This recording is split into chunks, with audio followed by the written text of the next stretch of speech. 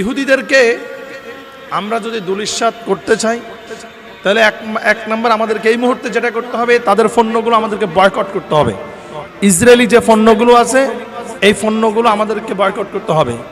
Fun কোম্পানির, আরকেফেল কোম্পানির, Coca Cola, পেপসিকোলা, 7 up থেকে শুরু করে, সার্ফ এক্সেল থেকে শুরু করে, লাইফবয় সাবান থেকে শুরু করে, তা ইহুদিদের যে পণ্যগুলো আছে এই পণ্যগুলোর যে তালিকা আছে মিডিয়াতে আমরা অনেকগুলো দেখি। এই তালিকাগুলো আমরা বেছে বেছে আমরা ইহুদিদের পণ্যগুলোকে বর্জন করব। যেমন বাটা, কেএফসি, এই ধরনের পণ্যগুলো আমরা বয়কট করব। এই ধরনের পণ্যগুলো আমরা কিনবো না, এগুলো আমরা ব্যবহার করব না। কারণ আমরা যেই টাকা দিয়ে পণ্যগুলো কিনি, ব্যবহার করি, ওই টাকা দিয়ে তারা আবার আমাদেরকে, আমাদের মুসলমান ভাইদেরকে ধ্বংস করার জন্য তারা অস্ত্র বানায় হাতিয়ার হিসাবে। এজন্য আমরা এক নাম্বার আমাদের করণীয় কাজ হচ্ছে তাদের পণ্যগুলো আমাদেরকে বয়কট করতে হবে।